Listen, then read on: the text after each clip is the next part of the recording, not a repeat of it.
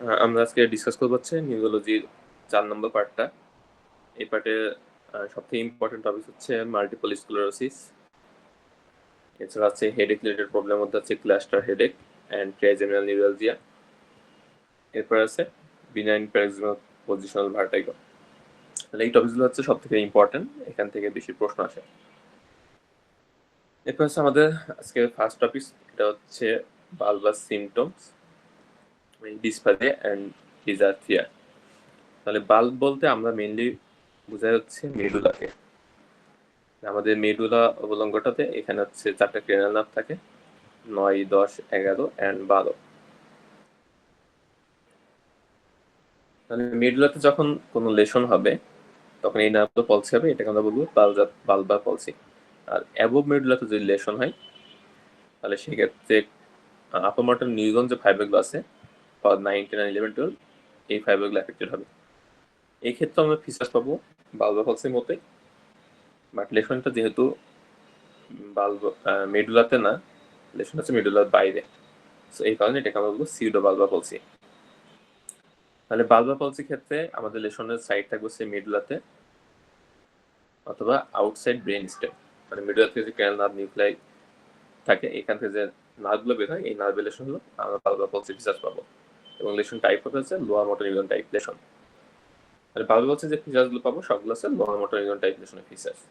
আর pseudo bulbar পলসির ক্ষেত্রে site of lesion হচ্ছে অ্যাবভ মেডুলা, এবং এই ক্ষেত্রে আমাদের ফিচার্সগুলো পাবো সেগুলো হচ্ছে upper motor neuron type. Bulbar পলসির ক্ষেত্রে আমাদের ফিচার্স থাকবে ডিজার্থিয়া অ্যান্ড ডিসপ্লেজিয়া, সিউডোবালবার ক্ষেত্রে এটা কমন থাকবে। ডিফারেন্স হচ্ছে বালবার পলসি পেশেন্টগুলোর ক্ষেত্রে নেজাল লিগারেশন প্রবলেম থাকে, যেহেতু এটা lower motor neuron type of lesion, so এখানে প্যালেটাল মাসলগুলো উইক থাকে বা ফ্ল্যাক্সিড থাকে, যে কারণে নেজাল লিগারেশন হয়। অপরদিকে সিউডোবালবার পলসির ক্ষেত্রে এই মাসলগুলো থাকে টক থাকে বা হাইপারটনিক থাকে, যে কারণে এখানে আসলে কোনো নেজাল লিগারেশন থাকে না। ওদিকে জ জার বা গ্যাগ রিফ্লেক্স এগুলো হচ্ছে বালবারের ক্ষেত্রে ডিমিনিশ থাকবে বা অ্যাবসেন্ট থাকবে, সিউডোবালবার ক্ষেত্রে এক্সাজারেটেড থাকবে, যেহেতু এটা আপার মোটর নিউরন টাইপ। টাঙ্গের ক্ষেত্রে আমরা পাবো flaccid, wasted and fasciculation in case of bulbar palsy. And pseudobulbar পলসির ক্ষেত্রে আমরা পাবো স্পাস্টিক অ্যান্ড স্মল, মানে এখানে টোনটা বেশি থাকবে। ইমোশনাল লেবিলিটি এটা থাকে হচ্ছে সিউডোবালবার পলসির ক্ষেত্রে বেশি থাকে। তাহলে এখানে আমাদের ইমোশনাল যে কন্ট্রোল এটাতে হেল্প করছে আমাদের আপার মোটর নিউরনগুলা, কর্টিকো নিউক্লিয়াস যে ফাইবারসগুলো আছে সেগুলা।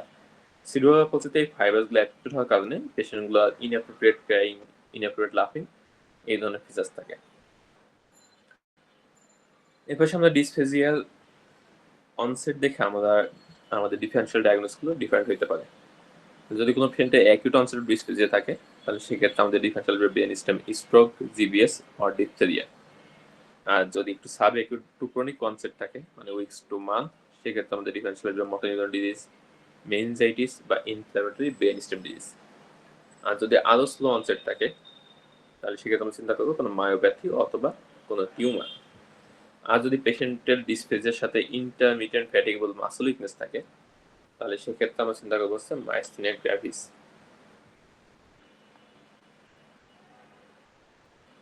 এরপর আমাদের ব্ল্যাডার ডিসফাংশন। ব্ল্যাডার ডিসফাংশন জানার আগে আমাদের জানা লাগবে ব্ল্যাডারের নর্মাল ফিজিওলজি। মানে আমাদের ব্ল্যাডারটা মেইনলি সাপ্লাই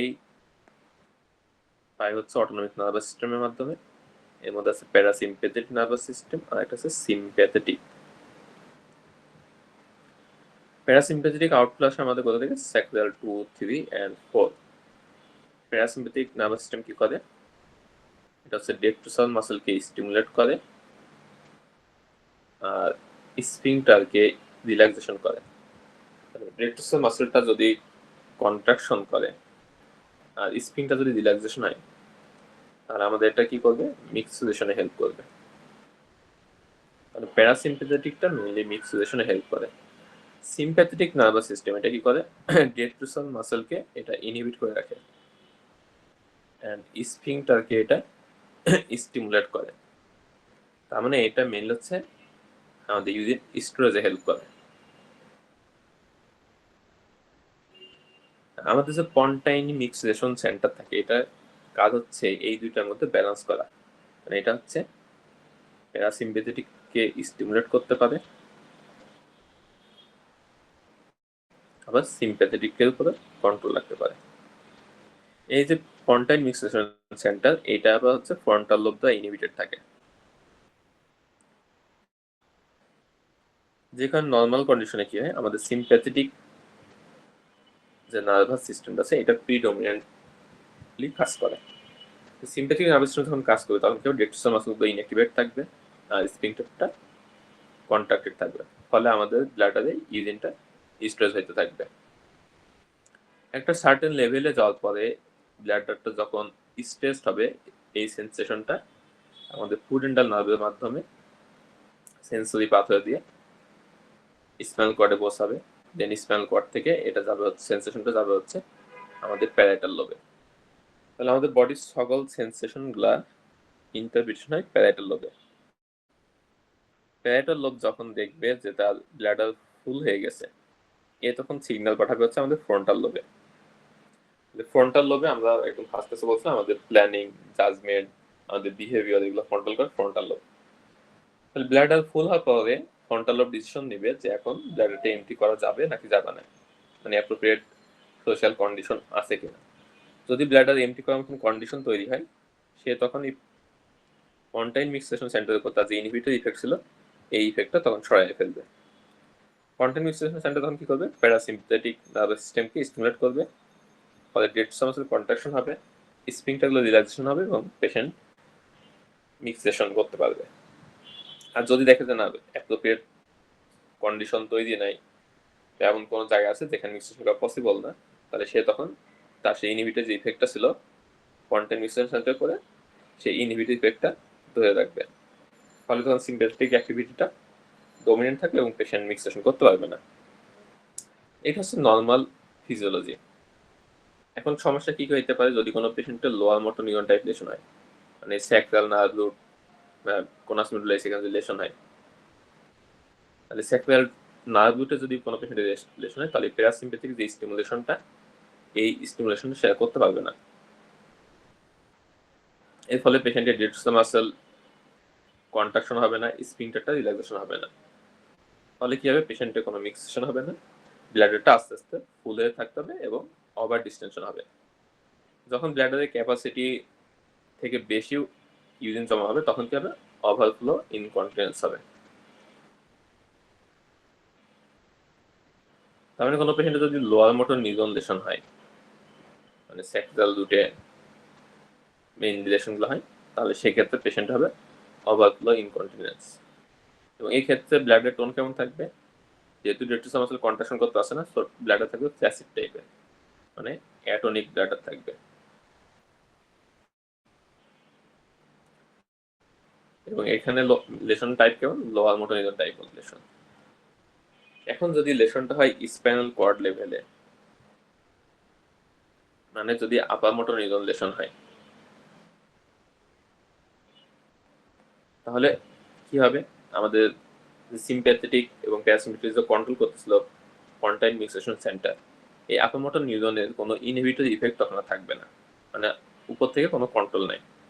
ব্লাডটা যখনই একটু ডিস্টেনশন হবে, তখনই সিগন্যালটা স্পাইনাল কর্ডে যাবে এবং সে কি করবে, প্যারাসিম্প্যাথেটিক নার্ভাস সিস্টেমকে স্টিমুলেট করবে। তাহলে পেশেন্টটা অল্প একটু ব্লাডে অল্প একটু ইউরিন জমা হলে সাথে সাথে ব্লাডারটা কন্ট্যাক্ট করবে।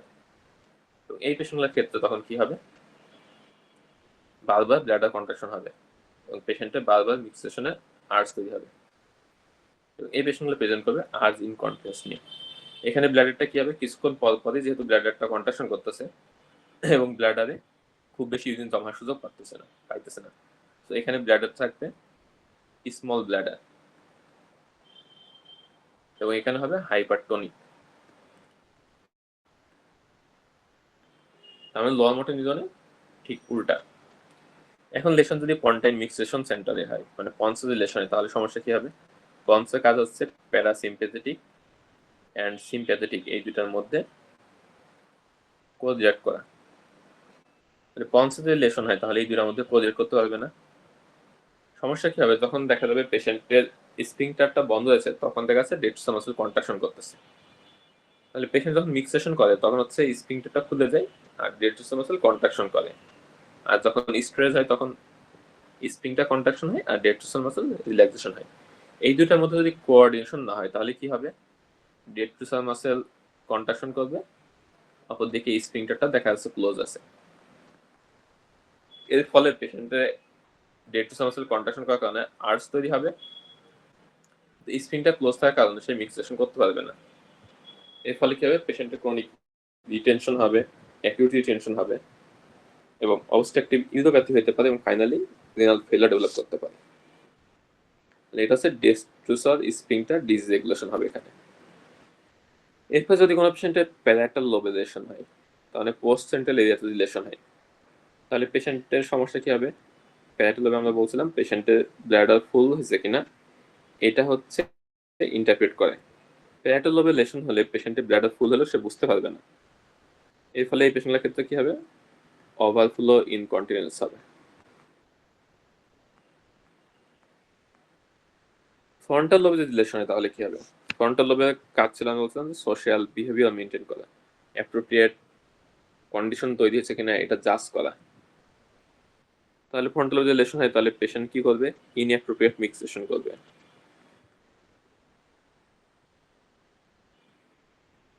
তার মানে যেখানেও মানে এই পরিবেশ নাই বা অ্যাপ্রোপ্রিয়েট এনভায়রনমেন্ট নাই সেখানেও সে মিক্সেশন করে ফেলবে। তাহলে এটা হচ্ছে ফ্রন্টাল লোবে লেশন ফিচার্স। ফ্রন্টাল লোবে আমরা একটা এরিয়া থাকি প্রি ফ্রন্টাল কর্টেক্স। এই জায়গাটা কাজ হচ্ছে যে কোনো মুভমেন্ট বা যে কোনো অ্যাক্টিভিটি প্ল্যানিং করা বা ইনিশিয়েশন অফ এনি মুভমেন্ট বা অ্যাক্টিভিটি। তাহলে এই এরিয়াতে যদি লেশন হয় তাহলে কি হবে, সে কোনো অ্যাক্টিভিটি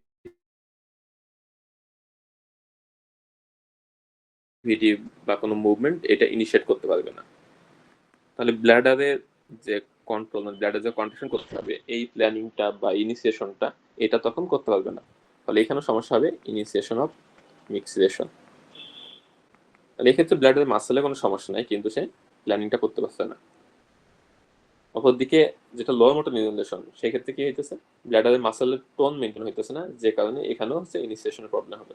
তো দুইটার কারণ হচ্ছে আলাদা, একটাতে মাসেল উইক আছে বা মাসেলের কন্ট্রাকশন করতে পারতেছে না, আর একটাতে মাসেল ঠিকই আছে কিন্তু তার যে হায়ার সেন্টার যে প্ল্যানিং করা সেটা করতে পারতেছে না। তাহলে এই কথাগুলো এখানে ভিতরে বলা হয়েছে আর বক্সটাতেও একই কথা বলা হয়েছে। তাহলে তিন ধরনের লেশন হতে পারে, একটা হচ্ছে lower motor neuron, upper motor neuron, একটা হচ্ছে হায়ার সাইকিক বা cortical lesion. Lower motor neuron লেশনগুলো হয় usually sacral segments of cord, conus মেডুলাইসে বা স্যাক্রাল নার্ভ রুটগুলোতে। এখানে কি হবে, ডেড মাসলগুলো কন্ট্রাকশন করতে পারবে না, মিক্সেশন ইনিশিয়েশন করতে সমস্যা হবে আর ব্লাডারগুলো ওভার ডিস্টেনশন হবে এবং ওভারফ্লো ইনকন্টিনেন্স হবে। হাইপারটনিক বা আপার মোটর নিউরন হলে কি হবে, আর্জ ইনকন্টিনেন্স হবে, পেশেন্টের বারবার মিক্সেশনের আর্জ তৈরি হবে। কনসেন্ট্রেশন হলে ব্লাডার স্প্রিংটার ইনকন্টিনেশন বা ডিসিনার্জিয়া হবে, আর এক্ষেত্রে ইনকমপ্লিট ব্লাডার এমটিং এর ফ্লিং হবে। সাইট অফ লেশন করতে parameter tract in spinal cord বা ব্রেন স্টেম। এক্ষেত্রে যেহেতু প্যারাসিম্পেথেটিক ওভার অ্যাক্টিভিটি হয় এবং প্যারাসিম্পেথেটিক নার্ভগুলো আমরা বলছিলাম যে কাজ করে বাই কোলিনার্জিক নিউরোট্রান্সমিটার, সো এইগুলোর ক্ষেত্রে আমাদের ট্রিটমেন্ট অপশন হবে অ্যান্টিকোলিনার্জিক ড্রাগ, সলিফেনাসিন, টলটেরোডাইন বা ইমিপ্রামাইন। আর পোস্ট সেন্ট্রাল এরিয়া মানে যেটা হচ্ছে আমাদের সেন্সরি এরিয়া, এখানে যদি লেশন হয় তাহলে ব্লাডার ফুলনেসে অ্যাওয়ারনেসটা লস হবে এবং এখানে ওভারফ্লো ইনকন্টিনেন্স হবে। প্রি সেন্ট্রাল এরিয়াতে যদি লেশন হয় তাহলে ইনিশিয়েশন করতে সমস্যা হবে, আর ফ্রন্টাল লোবে যদি লেশন হয় তাহলে পেশেন্টের inappropriate micturition and loss of social control, মানে পেশেন্টের যে সাইকোট হবে। তাহলে আমরা বিভিন্ন লেশনের ফিচার্সগুলো দেখে আমরা হচ্ছে কোথায় সাইট অফ লেশন কোথায় এটা আমরা ডিফারেন্সিয়েট করতে পারবো। রেকটাইল ফেলার নিজাকুলেটিভ ফেলার এখানে জাস্ট একটু রিডিং করলে হবে, এখানে খুব একটা কোশ্চেন আসে না। এরপর আসে আমাদের হেডেক সিনড্রোম। তাহলে হেডেক সিনড্রোমের মধ্যে আমাদের আছে প্রাইমারি হেডেক আর আছে সেকেন্ডারি হেডেক। এখানে মেইনলি প্রাইমারি হেডেকগুলো ডিসকাস করা হয়েছে। ফার্স্ট হচ্ছে টেনশন টাইপ হেডেক, এটা হচ্ছে most common type of headache. Features কেমন থাকে, ডাল, টাইট আর প্রেশার লাইক হেডেক। এবং এখানে সবথেকে ইম্পর্টেন্ট যেটা সেটা হচ্ছে এখানে কোনো অ্যাসোসিয়েটেড কোনো কিছু থাকবে না, পেশেন্টের কোনো অ্যাসিড ভমিটিং, ফটোফোবিয়া, ফোনোফোবিয়া এই ধরনের কোনো ফিচার্স থাকবে না। এবং টেনশন টাইপ হেডেকটা হচ্ছে ইউজুয়ালি ওয়েল টলারেটেড। এখানে পেশেন্টের কোনো ডিসএবিলিটি থাকে না এবং পেশেন্টগুলো ওয়েল থাকে। এবং পেশেন্ট যদি আদার্স কোনো অন্য কোনো হেডেক কোনো ফিচার্স না থাকে, তার মানে হেডেকের যদি এক্সট্রা কোনো ফিচার্স না থাকে, পেশেন্ট যদি ওয়েল থাকে, টেনশন টাইপ হেডেক। এরপর আসে মাইগ্রেন, তাহলে এটা হচ্ছে পরীক্ষায় বেশি আসে। মাইগ্রেনের ক্লাসিফিকেশন কেমন থাকবে? Usually hours to days headache থাকে, এটা হইতে পারে ইউনিলেটারাল বা বাইলেটারাল। সবথেকে ইম্পর্টেন্ট পয়েন্ট হচ্ছে পেশেন্টের অ্যাসোসিয়েটেড কন্ডিশন হিসেবে নসিয়া, ভমিটিং, ফটোফোবিয়া, ফনোফোবিয়া এই ধরনের ফিচার্স থাকবে। পরীক্ষার জন্য ইম্পর্টেন্ট হচ্ছে এই পেশেন্টগুলা ইউজুয়ালি কোয়াইট ডার্ক রুমে থাকতে পছন্দ করে। তাহলে মাইগ্রেনের পেশেন্ট ইউজুয়ালি চুপচাপ থাকতে পছন্দ করে এবং ডার্ক রুমগুলো বেশি প্রিফার করে। এইগুলোটা হচ্ছে সবচেয়ে বেশি ইম্পর্টেন্ট পরীক্ষার জন্য।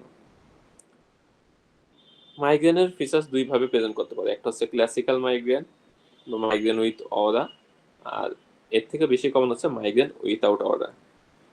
অরার মধ্যে ইউজুয়ালি ভিজুয়াল ফিচার্স থাকে, পেশেন্টের চোখে এই ভিজুয়াল বিভিন্ন পজিটিভ ফেনোমেনন থাকতে পারে, যেমন সিলভার জিগজ্যাগ লাইন, তারপর হচ্ছে শিমারিং, এই ধরনের ফিচার্স থাকতে পারে। আর মাইগ্রেন উইথাউট অরা যেটা, সেটাতে এই ধরনের কোনো ভিজুয়াল অরা থাকে না, তবে পেশেন্টের ক্যারেক্টারিস্টিক হেডেক থাকবে।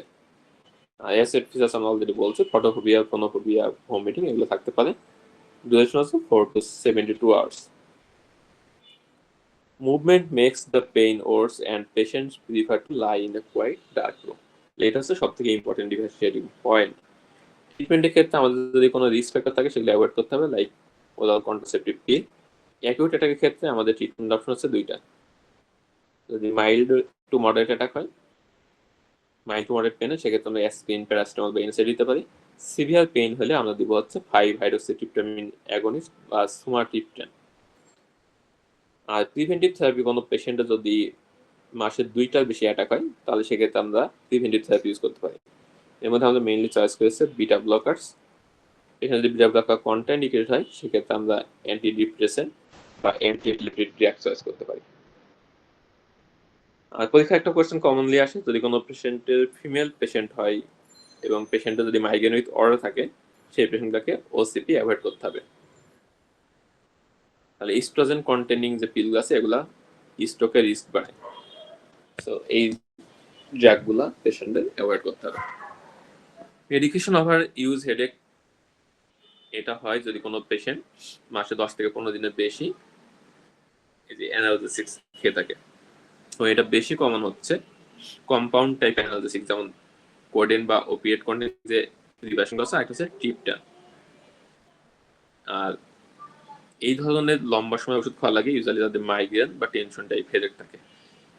তাহলে হেডেক হচ্ছে মাইগ্রেন বা ক্রনিক টেনশন টাইপ হেডেক, ড্রাগসের মধ্যে ওপিয়েট ড্রাগস এন্ড ট্রিপটান, এইগুলোর ক্ষেত্রে মেডিকেশন ওভার ইউজ হেডেকের প্রবলেমটা বেশি থাকে। ক্লাস্টার হেডেক পরীক্ষার জন্য খুবই ইম্পর্টেন্ট। ক্লাসিক্যাল সিনেমা থেকে কেমন, এই পেশেন্টের ক্ষেত্রে হেডেকের ডিউরেশনটা ইউজুয়ালি কম থাকে, মিনিটস টু আওয়ার। হেডেকটা থাকবে সিভিয়ার হেডেক এবং পিরিয়ডিক, মানে একটা নির্দিষ্ট সময়, প্রতিদিন একটা নির্দিষ্ট সময় হবে বা প্রতি সপ্তাহে হলে একটা নির্দিষ্ট সময় হবে।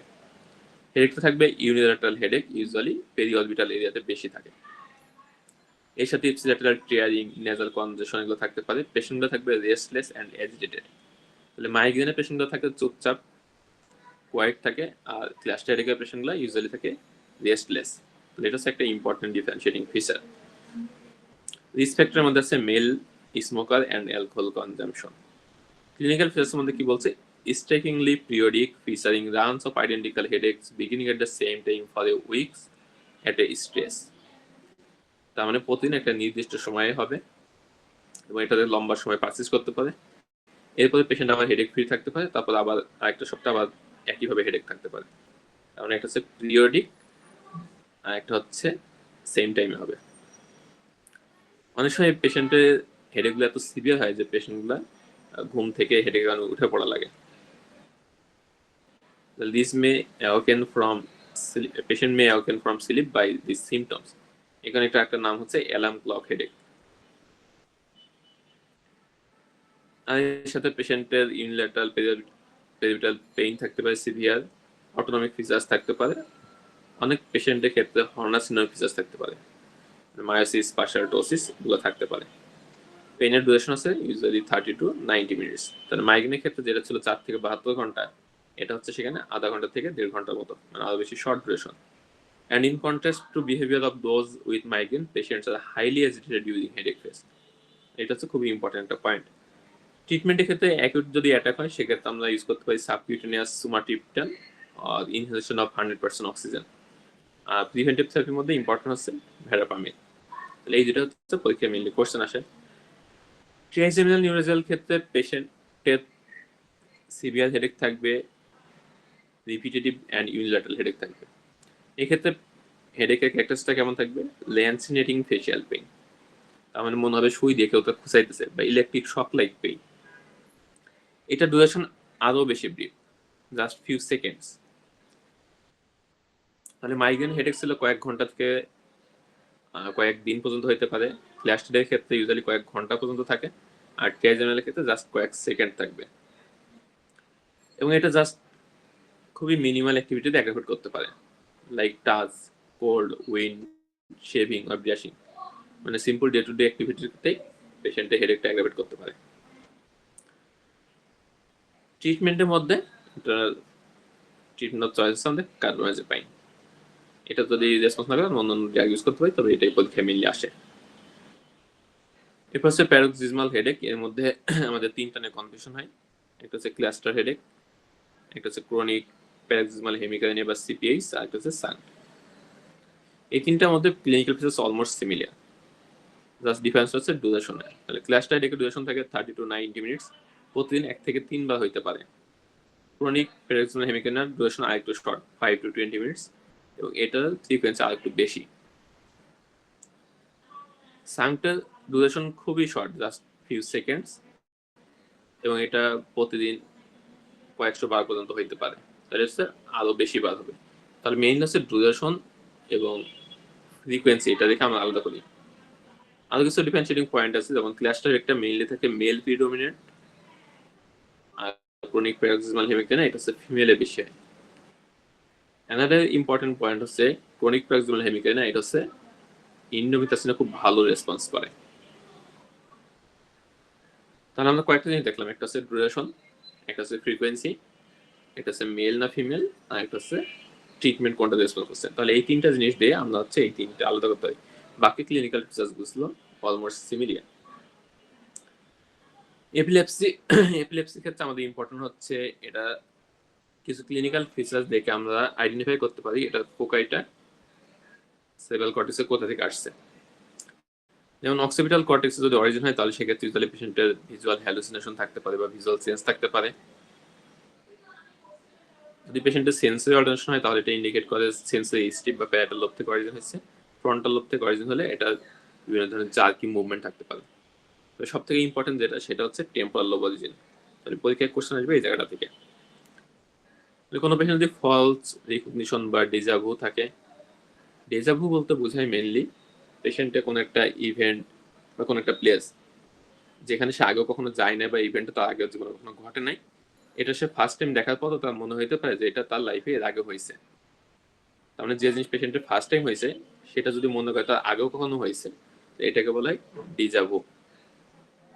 এছাড়া rising epigastric sensation, lip smacking, picking at clothes objects, এই ধরনের যে কোনো ফিচার যদি কোনো পেশেন্টের থাকে এপিলেপসির সাথে, তাহলে এটা ইন্ডিকেট করে অরিজিনটা হচ্ছে টেম্পোরাল লোব থেকে। এবার ট্রিগার ফ্যাক্টরস আছে কিছু, এগুলো এমসিকিউ আসে, জাস্ট রিডিং করলে হবে। Causes of generalised tonic clonic seizure, এটা মুখস্থ করা লাগবে। মেইনলি ড্রাগস কজগুলো আর মেটাবলিক কজগুলো, এই দুইটা পরীক্ষা বেশি আসে। জেনারেলাইজড সিজারের মধ্যে আমাদের কয়েকটা টাইপ আছে। এর মধ্যে আমাদের কমনলি যেটা আসে টোনিক ক্লোনিক সিজার। তাহলে এখানে দুইটা ফেজ থাকবে, একটা হচ্ছে টোনিক ফেজ আর একটা হচ্ছে ক্লোনিক ফেজ। টোনিক ফেজে কি হয়, পেশেন্টের মাসলগুলো রিজিড হয়ে যায়, মানে হাইপারটোনিয়া হয়, এবং পেশেন্ট সাডেনলি ফল করে লাইক এ লগ, মানে কাঠের কুড়ি যেমন একটা ফেলে দিলে ঠাস করে পড়ে যায়, এগুলো সাডেনলি ফল হবে। ফল হওয়ার কারণে কি পেশেন্টের ইনজুরি হওয়ার রিস্ক থাকে বেশি। ডিউরিং দিস ফেজ পেশেন্টের ব্রিদিং স্টপ হতে পারে, পেশেন্টের সাইনাসিস ডেভেলপ করতে পারে, এবং after this phase patient may confuse and disoriented or amnesic. মানে এই ফেজটার পরে গিয়ে পেশেন্টের হেডেক থাকতে পারে, কনফিউশন থাকতে পারে, ডিসওরিয়েন্টেশন থাকতে পারে, বা রিসেন্ট যে মেমোরি ছিল এই ইভেন্টে মেমোরি লস থাকতে পারে। এছাড়া এই অ্যাটাকের সময় পেশেন্টের ইউরিনারি ইনকন্টিনেন্স থাকতে পারে, টাং বাইটিং থাকতে পারে। এর মধ্যে সব থেকে ইম্পর্টেন্ট হচ্ছে tongue bite. A severely beaten bleeding tongue after an attack of loss of consciousness is pathognomic of a generalized seizure.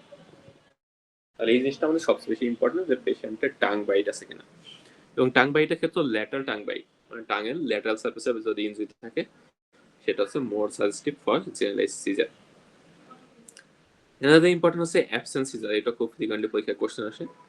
Absent caesar হয় বাচ্চাদের ক্ষেত্রে, তাহলে অলওয়েজ স্টার্ট ইন চাইল্ডহুড। এগুলা দিনের মধ্যে কয়েকবার হতে পারে, 20 to 30 times per day, and they are mistaken for daydreaming or poor concentration in school.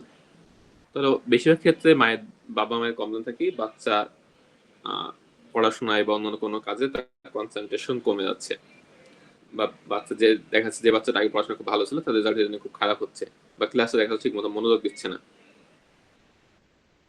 তাহলে পেশেন্টটা আসলে কি হয়, অ্যাবসেন্ট সিজার হয়, যে কারণে সে এই সময়টাতে সে কনসেন্ট্রেশন থাকে না বা অ্যাটেনশন থাকে না।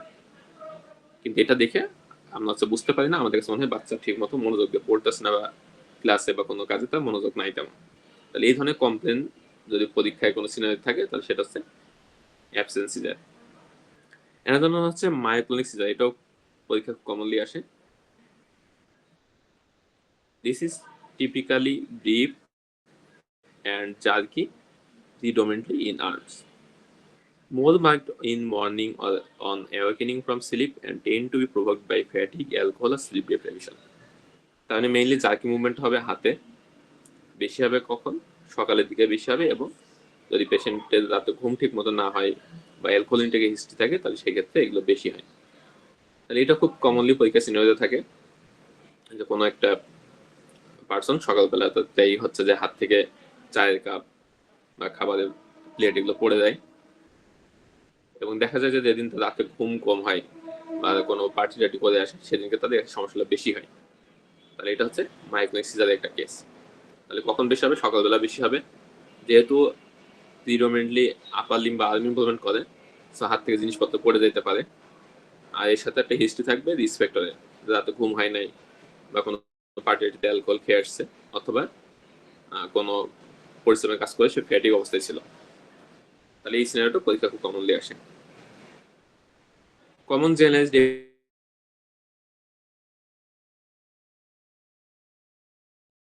এটাকে আমাদের ট্রিটমেন্ট অফ চয়েস আছে ইথোসাক্সামাইড। বাকি যেগুলো আছে জুভেনাইল অ্যাবসেন্স এপিলেপসি বা জুভেনাইল মায়োক্লোনিক এপিলেপসি বা জিডিসিএস, এগুলোর ক্ষেত্রে আমাদের ট্রিটমেন্ট অফ চয়েস সোডিয়াম ভালপ্রেট। খুবই ইম্পর্টেন্ট একটা ইনফরমেশন, সেটা হচ্ছে অ্যাবসেন্সের ক্ষেত্রে আমরা কার্বোহাইড্রেট ড্রাগটা দিতে ইউজ করতে পারবো না, এটা কন্ট্রা ইন্ডিকেটেড। তাহলে এটা মনে রাখা লাগবে, এটা পরীক্ষা কোশ্চেন আসে। ইনভেস্টিগেশনের মধ্যে যদি কোনো সিঙ্গেল সিজার থাকে এবং ট্রানজিয়েন্ট লস অফ কনসিয়াসনেস থাকে সেক্ষেত্রে আমাদের ফার্স্ট ইনভেস্টিগেশন হচ্ছে 12 লিড ইসিজি করা। আর এছাড়া আমরা কি করতে পারি, ইমেজিং করতে পারি, either MRI or CT scan. এটা indication of brain imaging in epilepsy, এটা অনেক পরীক্ষায় কোশ্চেন আসে। তাহলে পেশেন্টের যদি বয়স আফটার 60 ইয়ার্স মানে 16 বছর পরে গিয়ে যদি এপিলেপসি শুরু হয় তাহলে করবো। যদি পেশেন্টের ফোকাল কোনো ফিচার্স থাকে, তারপর হচ্ছে পেশেন্টের যদি সিজার কন্ট্রোল না হয়, আর একটা হচ্ছে ইলেকট্রো এনকেফালোগ্রাফ দেখে যদি আমাদের মনে হয় ফোকাল সিজার, তাহলে এই কন্ডিশনগুলোতে আমাদের অবশ্যই ব্রেন ইমেজিং করতে হবে। তো ইমেজিং ক্ষেত্রে আমাদের চয়েস হচ্ছে এমআরআই।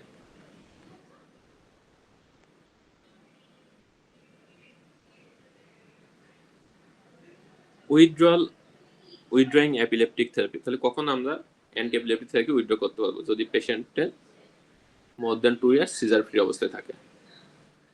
কাদের ক্ষেত্রে প্রগনোসিস ভালো, সব থেকে ভালো প্রগনোসিস হচ্ছে ক্লাসিক্যাল অ্যাবসেন্স সিজার। এরপর হচ্ছে guideline for choice of antiepileptic drugs, এটাও পরীক্ষার জন্য খুবই ইম্পর্টেন্ট। তাহলে চারটা আমাদের মনে রাখলে হবে। যদি পেশেন্টের ফোকাল অনসেট বা সেকেন্ডারি জিটিসিএস থাকে তাহলে সেক্ষেত্রে ল্যামোট্রিজিন চয়েস করবো। মায়োক্লোনিক সিজারের ক্ষেত্রে আমাদের চয়েস হচ্ছে সোডিয়াম ভালপ্রেট। অ্যাবসেন্স সিজারের ক্ষেত্রে ইথোসাক্সামাইড। আর জিটিসিএস মানে জেনারেলাইজড টনিক ক্লোনিকের ক্ষেত্রে সোডিয়াম ভালপ্রেট অথবা লেভিটিসেটাম। তাহলে এই পাঁচটা জায়গায় আমাদের মনে রাখা লাগবে। দেন হচ্ছে এপিলেপসি এন্ড প্রেগনেন্সি, এখানে আমাদের কিছু জিনিস খেয়াল রাখা লাগবে। একটা হচ্ছে পেশেন্টদের ক্ষেত্রে প্রেগনেন্সিতে অবশ্যই আমরা ফলিক অ্যাসিড স্টার্ট করতে হবে to prevent congenital malformation. Fetal malformation সব থেকে বেশি হয় হচ্ছে সোডিয়াম ভালপ্রেট ইউজ করলে, আর রিস্ক সবচেয়ে কম হচ্ছে কার্বোনাইজেপিন অ্যান্ড লেমোট্রিজিনের ক্ষেত্রে। লেভিটিসামের ক্ষেত্রেও এটা সেফ, কিন্তু এটা খুব বেশি স্টাডি নেই। তাহলে সেফ হচ্ছে কার্বোনাইজেপিন, লেমোট্রিজিন অ্যান্ড লেভিটিরাসিটাম, আর সব থেকে খারাপ হচ্ছে সোডিয়াম ভালপ্রেট। তাহলে এই ইনফরমেশনগুলো আমাদের মনে রাখা লাগবে।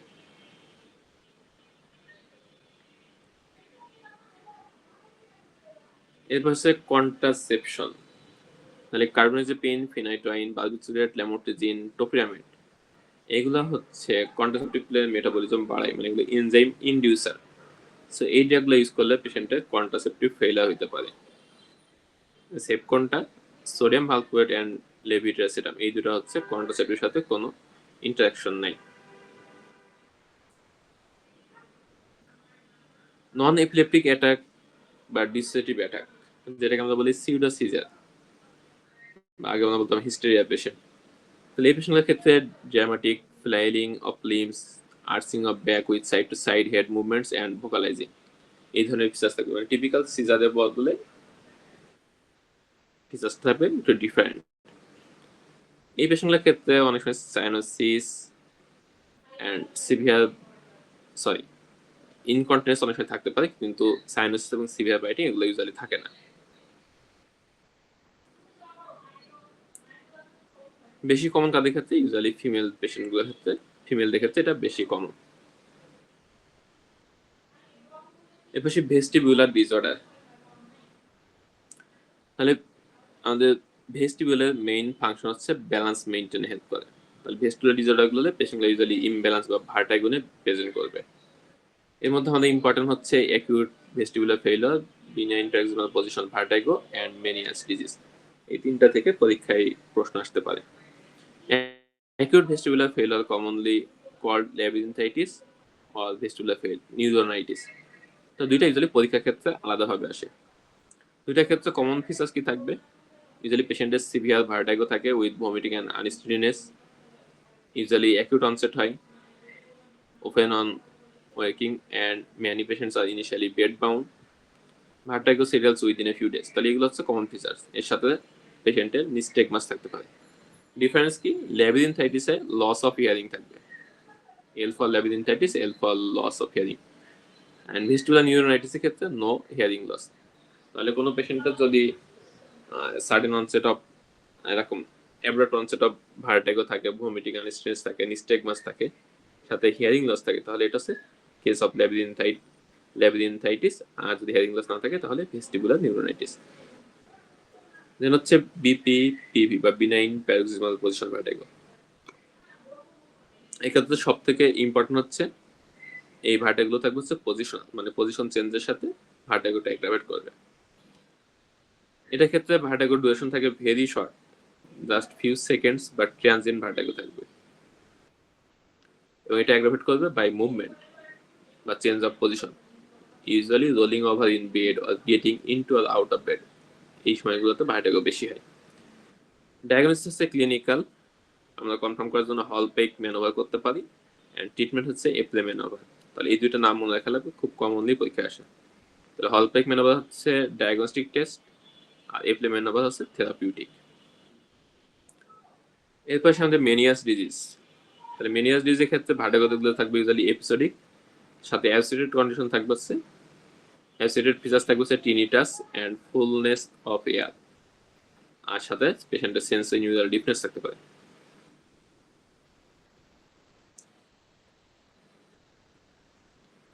দেন হচ্ছে নার্কোলেপসি। নার্কোলেপসি বলতে কি বোঝায়? Sudden irresistible sleep attacks often in inappropriate circumstances such as while eating or talking. তার মানে পেশেন্টগুলা দেখা যাচ্ছে খাইতে খাইতে ঘুমায় যেতেছে বা কারোর সাথে কথা বলছে, কথা বলা অবস্থায় ঘুমায় যেতেছে, মানে irresistible sleep attack। পেশেন্ট যে ঘুম আসে ঠেকাইতে পারে না। কেন হয়? Due to loss of hypocretin secreting hypothalamic neurons. Treatment হচ্ছে মডাফিনিল। হাইপারসোমনোসিসের কজকে দুই ভাগে ভাগ করা যায়, একটা হচ্ছে প্রাইমারি কজ, আর একটা হচ্ছে সেকেন্ডারি কজ। প্রাইমারি কজের মধ্যে আছে নার্কোলেপসি অ্যান্ড ইডিওপ্যাথিক হাইপারসোমনোসিস। সেকেন্ডারি কজের মধ্যে যে কোনো কারণে যদি স্লিপের কোয়ালিটি মেনটেন না হয়, যে কোনো স্লিপ ডিস্টারবেন্স হয় তাহলে সে কোনো কারণে হইতে পারে। নার্কোলেসিস সিমটমস এখান থেকে অনেক পরীক্ষার প্রশ্ন আসে। তাহলে এখানে কি কি ফিচার্স থাকবে? ফার্স্ট আছে স্লিপ অ্যাটাকস, দেন ক্যাটাপ্লেক্সি, দেন হচ্ছে হ্যালুসিনেশনস, আর একটা হচ্ছে স্লিপ প্যারালাইসিস। স্লিপ অ্যাটাক হচ্ছে কেমন থাকবে? Brief, frequent. ক্যাটাপ্লেক্সি কাকে বলে? Sudden loss of muscle tone triggered by surprise, laughter, strong emotion. তাহলে এই পেশেন্টগুলো দেখা যাবে অনেক সময় স্ট্রং কোনো ইমোশনাল কন্ডিশনে বা অনেক সময় হাসতে হাসতে পেশেন্টে সাডেনলি ফল করে যায় due to loss of muscle tone. এটাকে বলে ক্যাটাপ্লেক্সি। হ্যালুসিনেশন হতে পারে দুইটা কন্ডিশনে, একটা হচ্ছে হিপনাগোগিক আর একটা হচ্ছে হিপনোপম্পিক। মানে ঘুমাইতে যাওয়ার সময় যদি হয় তাহলে সে হিপনাগোগিক, আর একটা হচ্ছে যদি ঘুম থেকে ওঠার সময় হয়, তাহলে এই দুই সময় পেশেন্ট হ্যালুসিনেশন হতে পারে। Slip paralysis, brief paralysis on waking. তার মানে ঘুম থেকে ওঠার পরে হঠাৎ করে পেশেন্ট দেখবে তার মাসলগুলো কোনোটাই মুভ করতে পারছে না, মনে হচ্ছে তার মাসলগুলো প্যারালাইজড হয়ে গেছে। তাহলে এটা হচ্ছে নর্মাল পার্সনের ক্ষেত্রে হতে পারে, নার্কোলেপসি পেশেন্টের ক্ষেত্রে হতে পারে। তবে সে রেস্টলেস লেগ সিনড্রোম, তাদের নামের মধ্যে আছে পেশেন্টগুলার কি থাকে? A need to move the legs, usually accompanied or caused by uncomfortable, unpleasant sensation in legs. মানে পেশেন্টগুলোর ক্ষেত্রে বারবার মনে হয় পাটাকে মুভ করা একটা ফিলিং বা একটা সেন্সেশন তৈরি হয়। বেশি হয় কখন? During the periods of rest or inactivity. যখন পেশেন্ট শুয়ে থাকে বা বসে থাকে তখন এই পেশেন্টগুলা বেশি বেশি পা নাড়ে থাকে।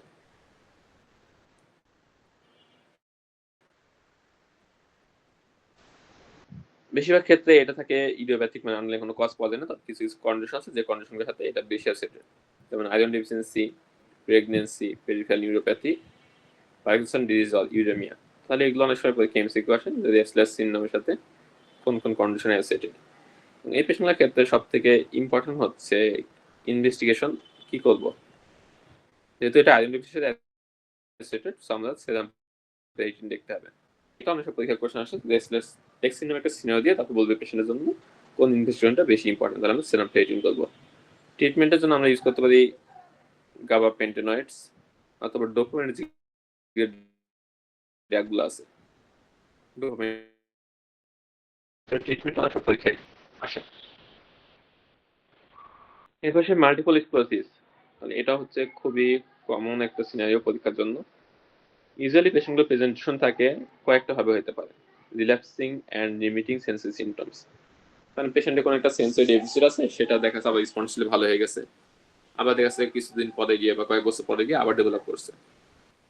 আরেকটা থাকতে পারে অপটিক নিউরাইটিসি হিস্ট্রি থাকতে পারে, বা পেশেন্ট অপটিক অ্যাট্রফি থাকতে পারে, লারিমিট সাইন থাকতে পারে, tingling in spine or limbs on neck flexion. এছাড়া পেশেন্টের স্পাইনাল কোয়ার্ডের বা ব্রেন স্টেম সাইন থাকতে পারে। এই পেশেন্টগুলো অনেক সময় পার্শিয়াল ব্রেন সিকোয়েন্স সিনড্রোম নিয়ে প্রেজেন্ট করতে পারে, অথবা যে কোনো ব্রেন স্টেম সাইন নিয়ে প্রেজেন্ট করতে পারে। ট্রাইজেমিনাল নিউরালজি নিয়ে প্রেজেন্ট করতে পারে আন্ডার দ্য এজ অফ 50। তাহলে ইয়ং পেশেন্টে যদি ট্রাইজেমিনাল নিউরালজি ডেভেলপ করে, সেক্ষেত্রে আমাদের এমএস একটা ডিফারেন্সিয়াল আসবে। ইন্টারনিউক্লিয়ার অপথ্যালমোপ্লেজিয়া নিয়ে প্রেজেন্ট করতে পারে, অ্যাটাক্সিয়া নিয়ে প্রেজেন্ট করতে পারে। তাহলে এটা প্রেজেন্টেশন হচ্ছে হাইলি ভ্যারিয়েবল। প্যাথোফিজিওলজি থেকে আমাদের মনে রাখা লাগবে এটা হচ্ছে T lymphocyte mediated inflammatory disease. ইনফ্লামেশনের কারণে পেশেন্টের ডিমাইলিনেশন হয় এবং এটা মেইনলি হচ্ছে পেরিভেন্ট্রিকুলার রিজন অফ ব্রেনে, মানে ভেন্ট্রিকুলার আশেপাশে এটা ফিচার্সগুলো বেশি পাওয়া যাবে। এছাড়া cerebral cortex, optic nerve and spinal cord involvement হতে পারে। ক্লিনিক্যাল ফিচার্সের মধ্যে আছে diagnosis requires demonstration of otherwise unexplained CNS lesion separated in time and space. এটা হচ্ছে সবচেয়ে ইম্পর্টেন্ট কথা। তাহলে পেশেন্টের একটা আনএক্সপ্লেইনড সিএনএস লেশন থাকবে, মানে সেন্ট্রাল নার্ভাস সিস্টেম লেশনের ফিচার্স আছে কিন্তু কোনো কারণ পাওয়া যাচ্ছে না।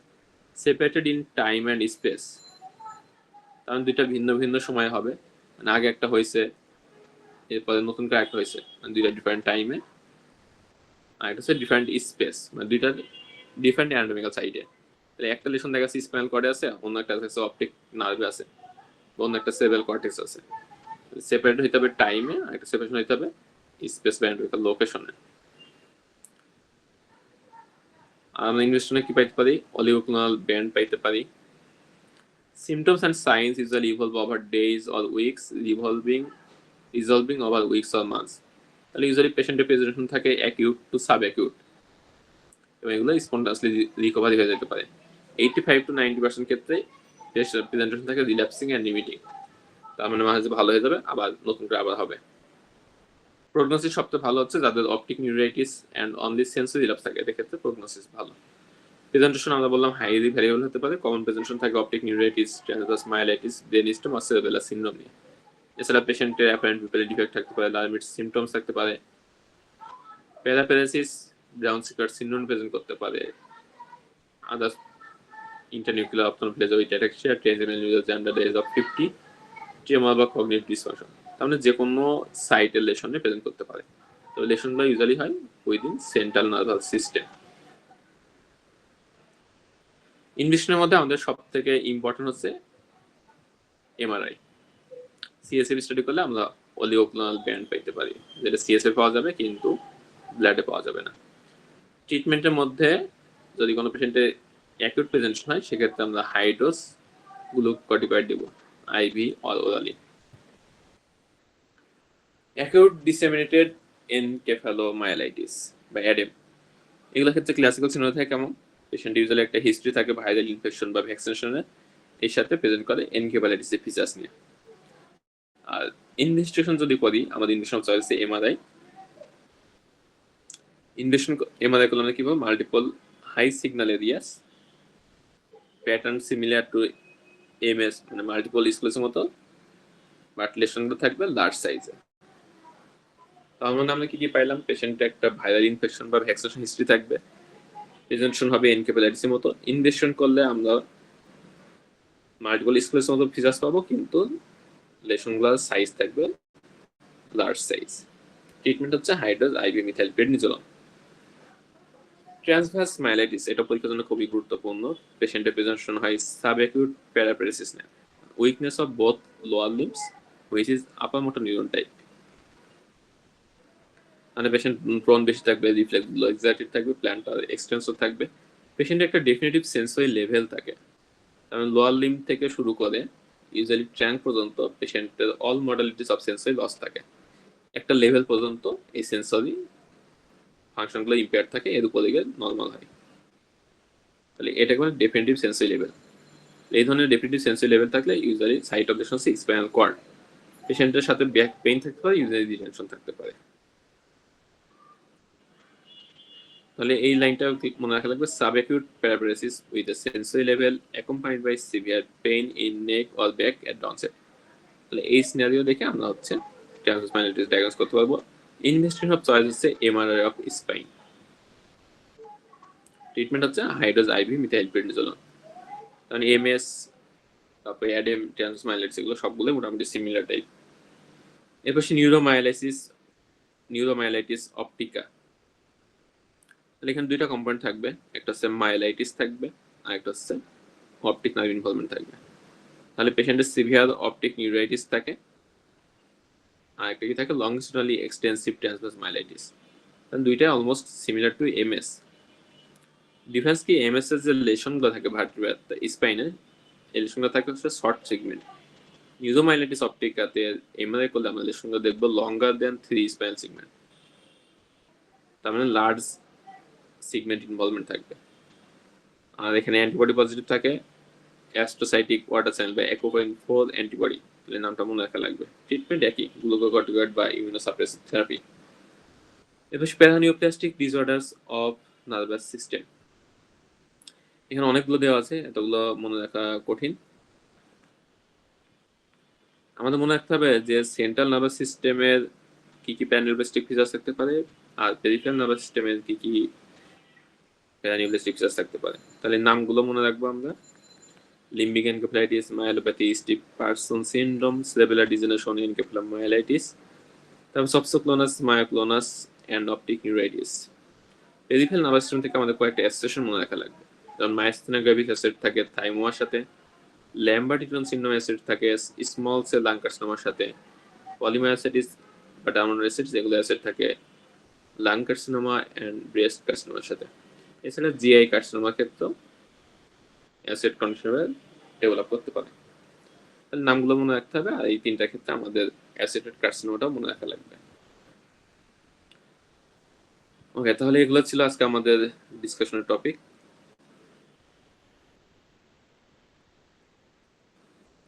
তাহলে আজকে যে টপিকগুলো আমরা ডিসকাশন করলাম এর মধ্যে সব থেকে ভালো করে পড়া লাগবে হচ্ছে মাল্টিপল স্ক্লেরোসিস,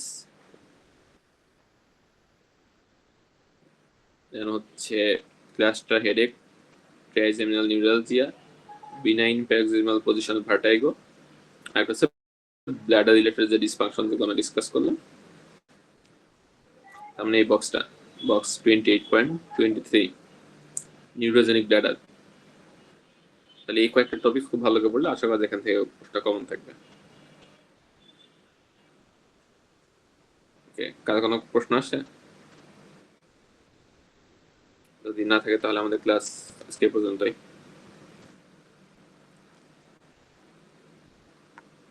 ওকে, আল্লাহ হাফেজ।